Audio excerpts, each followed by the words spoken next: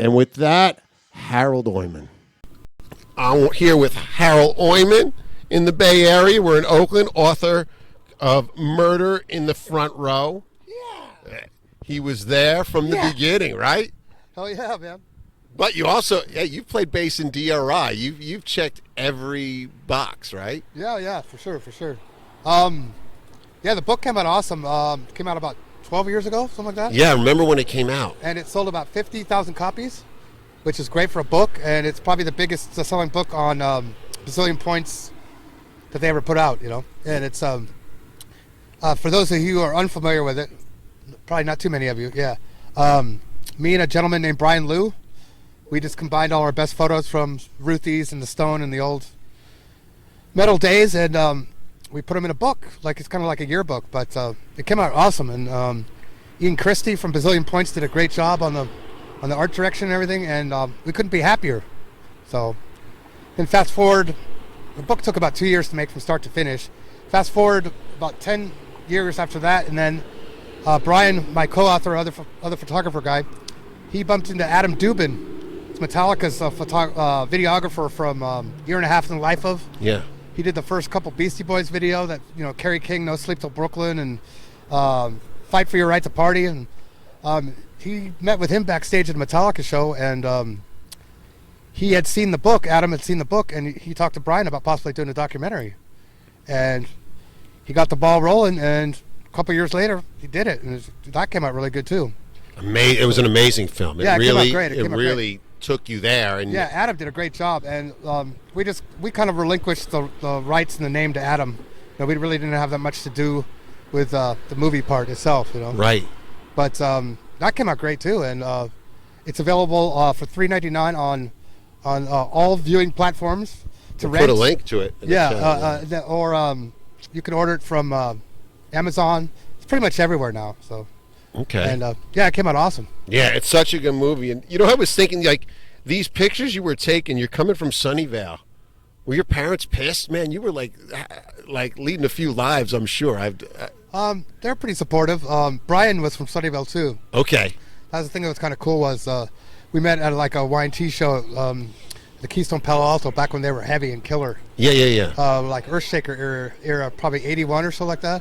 Okay. And my parents were pretty cool. They were like pretty much Norwegian, 100% Norwegian, kind of strict European parents. And I never got grounded, which is cool because they always wanted me to be outside in the sun and everything. Yeah. But they're pretty supportive. But one of the main things that was great was I worked at a place called Photo Drive Up, a photo developing place. Okay, we were wondering about that. Yeah. So I was able to afford, film, a lot of film. And back then it was like before, digital cameras. So you couldn't take 1,000 shots and pick out the 5 best ones.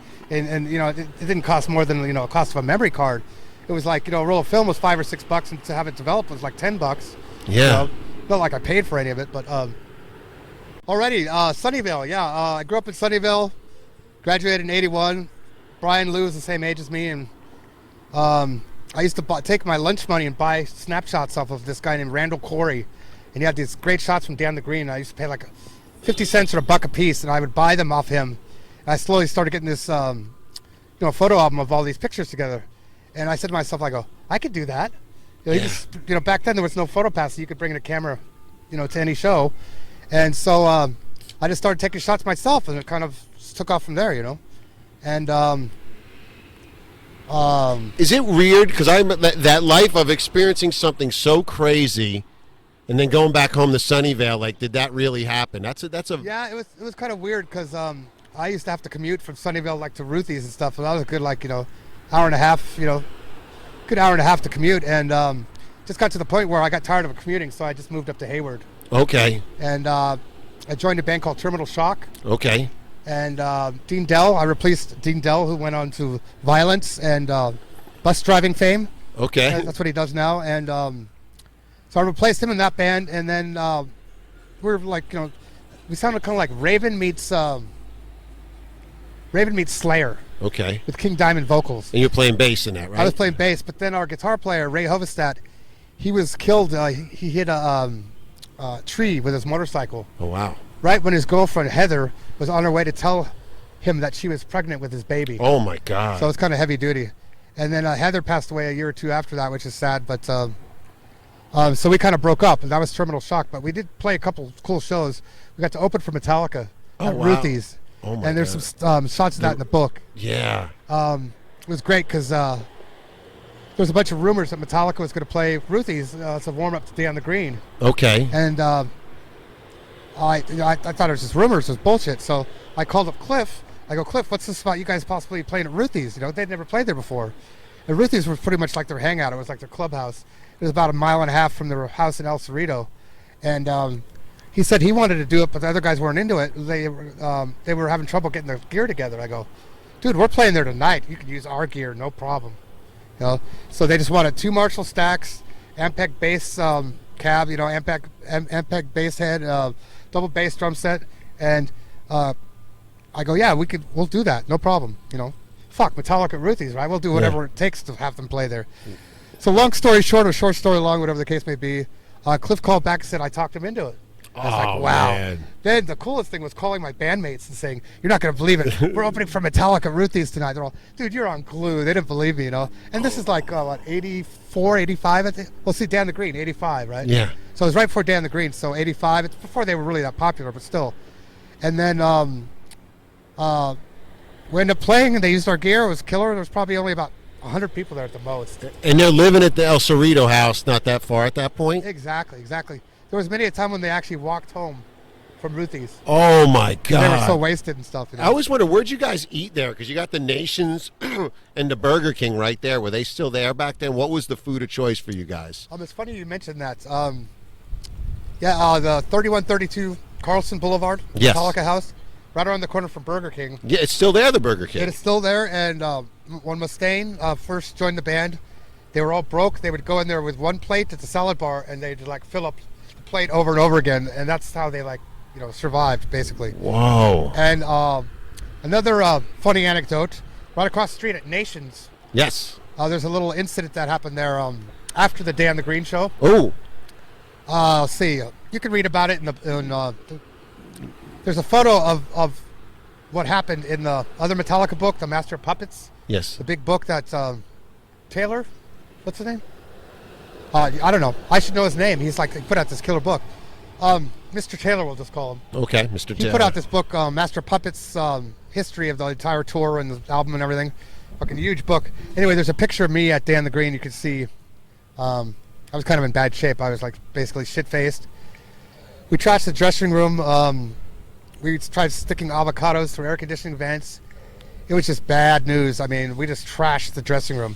And of course, James had to go back to Bill Graham and I heard apologize that's in the next movie. day. Yeah. And then when they played the Civic after that, they had taken Visqueen or some kind of plastic, and they wrapped all the furniture and everything backstage so they couldn't trash it, basically, in plastic. Oh my God. And even the beer cans and stuff were all separately wrapped in plastic. But Nations, again, long story short, Dan the Green was probably the biggest concert I'd ever been to in my life up to that point. Oh, that's where I got yeah. backstage. It was Metallica actually had me doing their dishes. I read that in the book. That's the name of yeah. I did their dishes. I took out the garbage, cleaned their toilets, because they said they only had 3 or 4 photo passes, and other people were going to get them too. So if I wanted one, I'd have to work for it. Of course, they were just taking the piss, no pun intended. And anyway, the big day comes, down the Green. I get all wasted. I'm backstage, doing a bunch of Coke with Ingve and stuff, or Pepsi. We can talk about it now. And it was the time of my life. I couldn't believe I was backstage. Yeah. I'd gone to the Dan the Greens for years before, seen Aerosmith and Van Halen, and this was a big deal. So anyway, long story short, I ended up not eating very much. So I didn't get any meal tickets for whatever reason. So I was on an empty stomach, and I just got hammered out of my skull. Afterwards, into the evening when Scorpions played, people said they saw me, and I was carrying my camera bag behind me on the ground, leaving a snail trail of beer. Oh my God. Coming out of the bag because there was broken beer bottles in there and stuff. We trashed the dressing room. I got all fucking shit-faced. I vaguely recall any of this. So again, short story long story short, I go over to the Metallica house after. Hey, keep it down, man. I go to the Metallica house, to hang out after the Day on the Green, to celebrate. And I was starving, so I go to Nations across the street, and not realizing what had happened, I'm ordering. All of a sudden, I hear people like snickering behind me and stuff, and I have no idea what's going on. All of a sudden, a police officer comes in, taps me on the shoulder, and says, "Sir, I don't appreciate your pornographic garments," he said. And I guess James and Fred Cotton had drawn all over my white OP corduroy shorts. They had drawn big hairy balls and a dick, and they wrote, "Fuck me, I'm tight with AIDS" on the back of my shorts. Oh my God! I had a big cock on the back of my leg, written. I can't believe I'm telling you this. Oh my God! But I've already come clean with it a couple times. No pun intended there. But they had drawn all over my shorts, and the cop was about to arrest me for drunken public at the Nation's Burger place. Oh my And James came up right at the moment behind me or behind the cop and said, "We'll make sure he gets home okay. We were just playing a joke on him."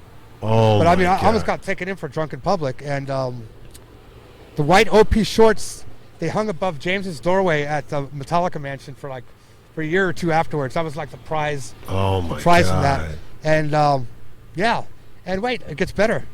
So I'm all hungover the next day. Go to the bank, cash my check or whatever. It's like nice summer days. It's middle of summer. OP shorts. OP shorts. Get Yeah. down with OPP. Yeah. And of course, I go to the bank and I turn around and I hear people snickering behind me again. And I look down. Of course, they'd drawn the big dicks and the hairy balls and stuff in Sharpie. I had taken a shower, forgot it was there, and people in the bank were just like laughing because they were, "Well, what the hell? Why does this guy have a bunch of dicks and balls drawn on his fucking legs?" You know what I mean?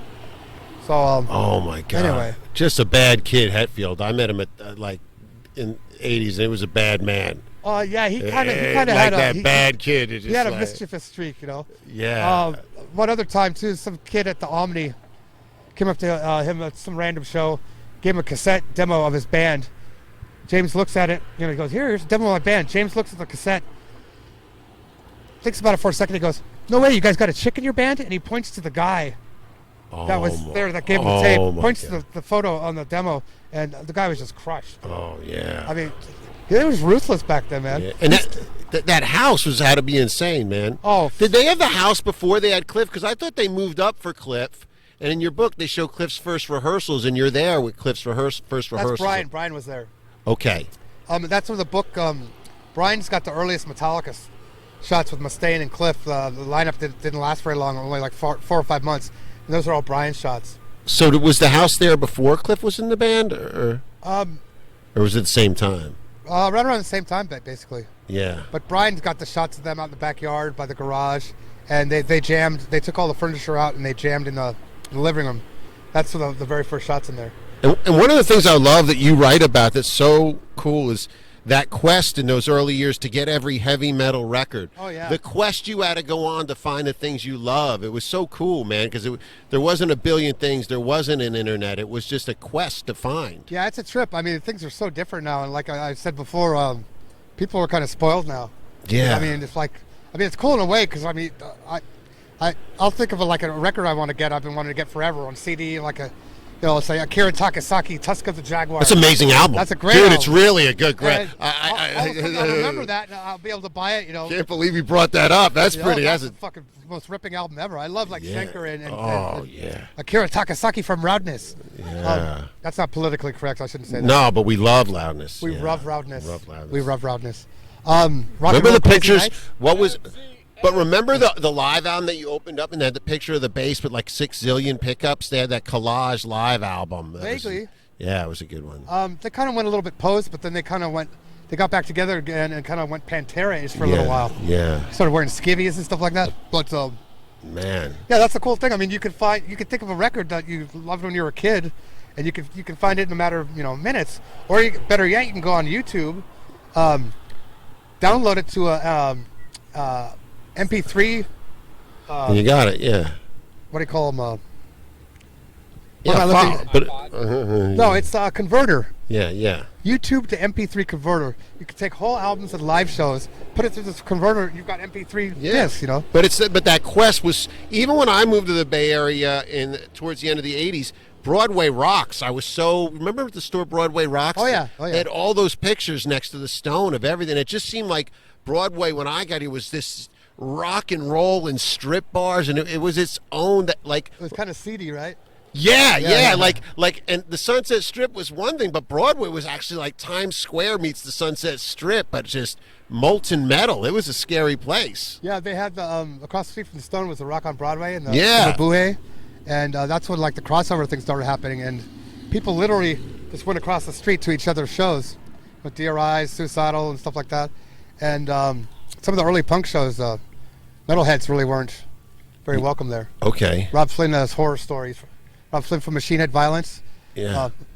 He's got horror stories about going to some like the early punk gigs, and they were just getting glared at for having long hair. But then little by little it got better, and yeah, Broadway's great. I mean, Red Light District. Yeah. You got that Adam and Eve place, and then the Carol Dodas, and right on the corner was Broadway Rock.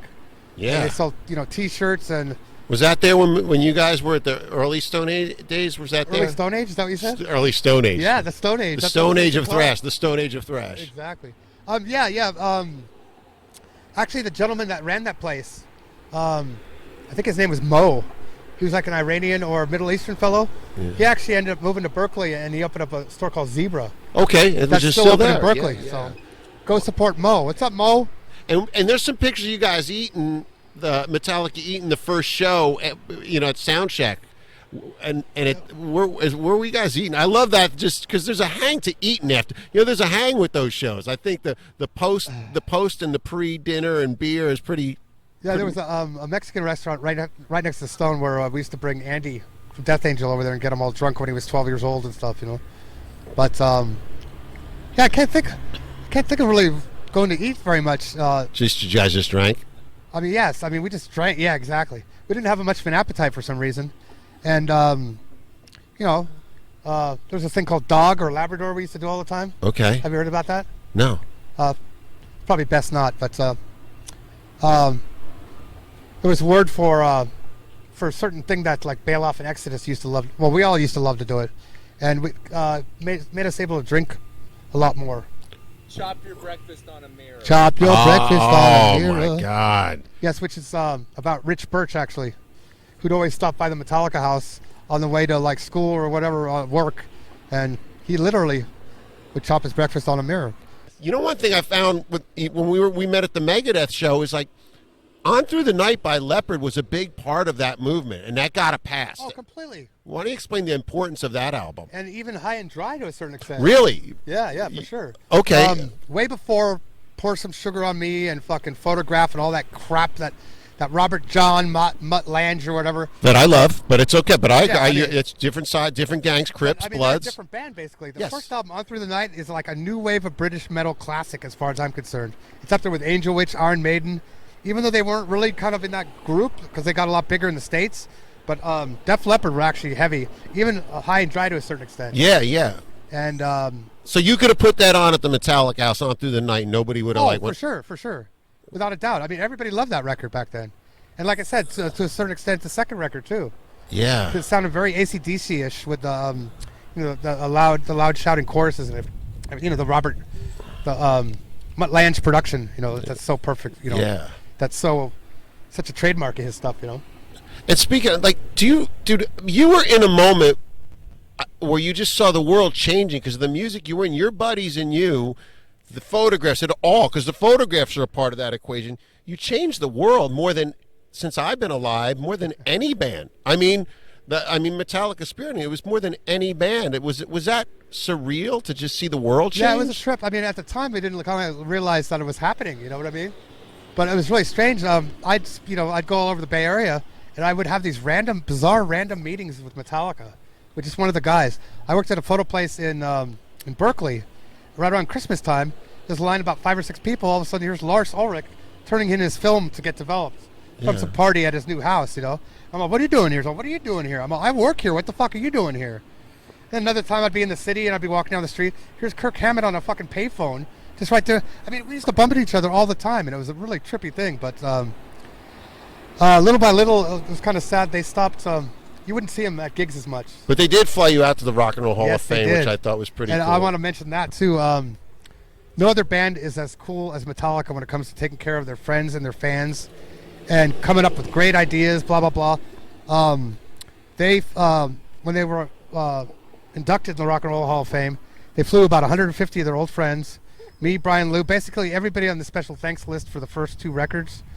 They flew all of us to Cleveland, put us up in the Hilton, flew us all, paid for the airfare and the hotel, and meals and everything, and we got to go to the Rock and Roll Hall of Fame thing with them. Wow. It was fucking amazing, and Dave Mustaine was invited, but it was like damned if you do and damned if you don't. Yeah. So he wouldn't be allowed to go up on stage and get an award because he didn't play on any of the actual records. He played on the demo only. So poor Dave, I mean, he was like torn. So if I don't go, people are going to say, oh, I'm not going to go because I'm crying about not being in Metallica. And then if I do go, then I get to, be in the crowd while Metallica goes up there on stage, Yeah. So I kind of see a dilemma there, but it was probably one of the best weekends of my life. And that's crazy that your picture on the back of Ride the Lightning, it blew my mind. I thought it was so... You went to you didn't get mailed a promo copy. You have to go down to the record store. Record Factory, yes. And that's how you saw your picture that to this day is history. You didn't, no signature, sign and write. You just went and saw it, right? Yeah, basically, Cliff was in Europe. Oh, here's ice cream. Yo, ice cream. Ice cream man. Ice cream. Man. Cliff was in Europe recording the album, and I got a message from Brian, who had talked to him all the time, that he wanted to use one of my shots for the back cover. And then when it finally came out, it was import only at first. And there was a store called the Record Factory in Sunnyvale. I rode down there on my 10-speed bike and bought it the day it came out. And it was the biggest thrill of my life up to that point. I'd never had a photo published of mine. It was so fucking cool. I opened it up, and it's like, here's my name for, on the photo credit, blah, blah, blah.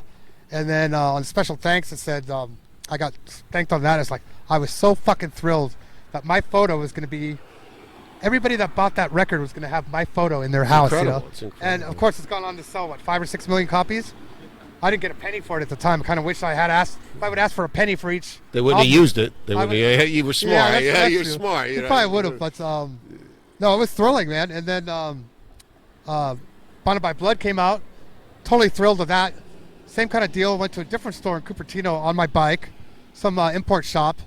Same kind of deal. It's like, wow, here's my shots on the back cover of Bonded by Blood. And it for some reason, it took like a long time to come out. Everybody already had the cassette tape of that. Way before the album came out. And when it finally came out, it's like, the cover is so bizarre with that baby blue and I'm going, what the hell is this? But I was so stoked to see my shots on the back. And of course, I've complained about this numerous times. So I'm going to complain about it one more time. But so Exodus basically forgot to give me and Brian photo credit. All my shots on the sleeve, 3 of my shots on the back cover. No special thanks, no money, no photo credit. Fucking dicks. Anyway, I've already complained about that. Fast forward a few months, Hello Waits comes out. Same kind of deal. They used a bunch of my shots. Back cover, and some guy named Lowell Katz gets credit for all my shots. Oh, wow. And no mention, no nothing, so I bitched and whined about that so much to those guys in Slayer that they actually added my name on the second and third printing. They were so tired of me bitching about it. I was just I was like, I was barely 20-something years old. It was such a thrill to get my shots on the album covers and then to be, like, not even acknowledged for it. It's one thing to not get paid, but, I don't mind not getting paid, but getting dicked on the photo credit. And this Lowell Katz guy's going, yeah, cool, everybody thinks I took those shots now. But Slayer and Brian Slagle, they did a really cool thing. They actually added my name to the credits, which is unheard of for them to do that. So got to give them credit for that, Wow. What about your band, Jesus Crisis? Why don't you tell us about your band? Jesus Crisis, yes. You play bass in it, right? I play bass, and with a few other people I've known a long time. A buddy of mine, Joe Cabral, a drummer I've been jamming with for like 20 years. He was one of Cliff Burton's best friends in Castro Valley. Used to grew up with Jim Martin from Faith No More, and I was jamming with him for a while, a long time ago. We just kind of got back together again. And the weird thing is, Dean Dell was playing bass. Keep thinking you're saying Dean Del Rey, but no Dean Del Rey. Okay. Dean Dell from Violence. Okay. No relation to Dr. Dean Adele either, by the way. And so, but again, I replaced Dean because he had to become a bus driver. Okay. He didn't have to, but that's what he did. Yeah, and he ended up, leaving Violence too. But I replaced him in that band too, and it worked out great. Nancy Philcox, our singer, her brother Bob Philcox plays guitar. He's got like a Joe Perry kind of 70s classic rock style. We did a video probably about a year ago called "Fuck the Virus" with Alex Skolnick doing the lead guitar. All right. So what I did want to ask is, how did you befriend Cliff Burton? How did that happen? See, it was Raven, Kill 'Em All for One show at the Keystone Palo Alto on March 3rd, 1983. At approximately 9:57 p.m., I met Cliff. He was wearing a his denim jacket and some. I'm just fucking around. Very first show was Raven, Kill 'Em All for One tour at the Keystone Palo Alto. I took pictures. For some reason, there was no cameras at that show. I don't know why. They were uptight about it. The security there took my film away, took the camera away, and they actually tried to open the back and expose the film, but I rewound the film back into the canister before they could do that. And they took the film away from me because I didn't have permission. And it's a band called Damage that used to play the Keystone all the time. Dammaj, not A-G-E. Not to be confused with the regular Damage. It's either Cliff or one of the guys from Damage, the manager. They got me to roll a film back. Oh, wow. And that ended up being the picture, that ended up being the photo from Ride the Lightning on that roll. And basically, band would play, and I developed a film, and the next time they play the Bay Area or whatever, next time they play locally, I'd bring, stack the shots, give them to the band. Yeah. So little by little, they got to know me, and that's kind of how I got to know Cliff, That's awesome, man. Yeah, both like to smoke, have a good smoke once in a while. He used to call me up to get mushrooms. Oh, man. Him and Jim Martin from Faith No More. Right. And a bunch of their friends, Fred Cotton and stuff, it's Hetfield, they'd go to this cabin in a place called Maxwell. Okay. It's out in the middle of nowhere. They'd take a bunch of mushrooms, acid, just get shit-faced, shoot shotguns. It's like, middle of nowhere. They'd have a generator, and they would jam for like hours. Oh, just outlaw. Oh, wow. Fucking crazy psychedelic stuff. There's actually a clip of one of the clips. There's a Cliff clip from Hayward Battle of the Bands. It's got, it's called Agents of Misfortune. Say that 5 times fast. Yeah. Like the Blue Cole album, Agents of Fortune. And it's got Jim Martin, this guy named Dave Donato, and Cliff jamming on some wild psychedelic stuff. Cliff starts playing For Whom the Bell Tolls, the intro. Oh, my God. But they used to have these wild, crazy jams there up in Maxwell. And, Cliff was the fucking most down-to-earth guy you could ever want to meet. I mean, he hated being called a rock star. Wow. He hated that. I mean, he didn't consider himself a rock star. He was just a musician, And his parents were the coolest ever, too, Jan and Ray. Okay. Nicest people you ever want to meet. And every year we have this Cliff Day celebration. It's been pretty cool. That's cool. And Cliff's family, they totally used a bunch of my photos for the T-shirts and stuff to raise money for the Cliff Foundation for high school music programs. Oh, that's awesome. We'll put a link to it. Yeah. And Ray Burton had to be the nicest guy you could ever want to meet. He looks like, yeah. Yeah, exactly. He became like a kind of like a rock and roll ambassador representing, Cliff. And sad he passed away. He was like 92 or something like that. But people always used to trip on him because they'd see this. Who's that old man at a Metallica show? He's being escorted by security out from the pit. They thought he'd been like moshing or something. But Cliff was this fucking down to earth guy. Like smoke weed. He's probably the most grounded of all the guys in Metallica. Right. And he was like wise beyond his years. If you believe in reincarnation, like some people do, previous lives, Cliff, I think, must have had a lot of previous lives because he was already so well kind of formed by that point, I get that. That's what you're there. Yeah. It's hard to explain. The other guys kind of looked up to him. And I actually had a dream probably about a year ago where Cliff was alive. It was so freaky, right? Wow. And it's like, how is he here in this room with me when he passed away? And everybody's tripping on it, but nobody's kind of questioning it. And I go, Cliff, have you heard? Sabbath just put out another album. Cliff was a huge Sabbath fan, right? Sabbath reformed and put out an album called 13. Wait till you hear it. It's so heavy. And Cliff's all, oh my God. It's like he'd been away for a while, but nobody, it was so bizarre. Nobody said anything about, everyone kind of knew, but here he's back, so let's not even question it. It was so strange and so surreal. And it was the closest thing to hanging out with Cliff and talking to him again. I totally felt like it was his spirit or something. That's like that. That's heavy. And James, the same thing, dreams about him all the time, Wow. And such a large, but you could see every town had not someone as iconic as him, but the older kid with the bell bottoms that was straight 70s, moving forward yet rooted in that Skinner thing. Yeah, exactly. Like that guy was always so large, you know what I mean, when you were a kid. Totally. And he didn't give a shit what anybody thought about him, People grilled him about the bell bottoms he wore all the time and the jean jacket and stuff. He didn't give a fuck about anything. And if there's something he believed in, he would he was like the most brutally honest guy ever too, I interviewed his parents once, Jan and Ray. I went over to their house for dinner after he passed away. And they said, how was one thing about Cliff. They said, "Do you always have to be so honest?" Because he was like honest to a fault, and if something he didn't like something, he would tell you, you know. And if there was ever like something up in the air, like decision about something, they'd go to Cliff for the decision. He'd be like the tiebreaker and stuff like that, Wow. And when we were doing all this crazy shit at Dan the Green, trashing the dressing room, he was nowhere to be found. Oh, it's, He was always kind of the more responsible one, to a certain extent. Yeah, I get it. As much as he could be, but yeah, when he passed away, that was a fucking heavy thing too, The end of the innocence, it seems like. For sure. Like that, life just got real. Every group of friends Big time. have that life just got real moment, I feel like. Every group, whether you're famous or not, life somewhere in your 20s to 30s becomes real, and you're like, fuck. Yeah, no, at the time, none of us, he passed away in 86, so I was 23 then, and none of us in the scene had really dealt with anybody dying before. Yeah. No, we didn't even know how to deal with it, and it was like such a shock, and they were on this upward trajectory that was so great, and they'd go to, they were, I interviewed Cliff for just for the hell of it one time.